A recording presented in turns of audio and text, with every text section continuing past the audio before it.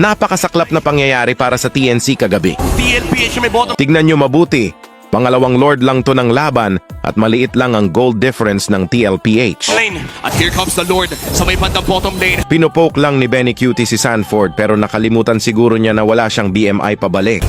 Ayan o, kesa Lord ang unahin niya ay bumabawas siya sa mga hero ng TLPH dito. Kaway na. At nahuli na nga siya ni Oheb dito at mawawalan ng damage dealer ang TNC para dumepensa. Evan para sa Team Liquid Philippines. Si Benny! Wala agad yung kanya. Teka lang, naka-winter trap. Wala, pero papabagsakin siya ng mga members dito ng TLPH. Saan di makakakuha ng kill na yon? Carlito sa likod. Sayang din yun no? Isang Lord lang matatapos na to ng TLPH. Pero dumidepensa pa ang TNC. Tatawar lang. Wala silang minions. Kaya kakalma muna ang TLPH. Pero may minions sa gitna. Magsisimula muli ng panibagong tsansa para kunin ang mismong game. Para kunin ang mismong serye. At magtutuloy-tuloy ang marcha.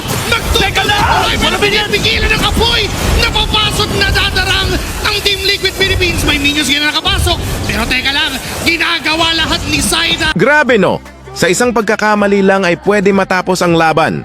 Come back stronger TNC! Sa palang na lang! Kaya tuloy ang marcha papuntang Grand Finals, papuntang Jakarta. The Golden Stampede is still on!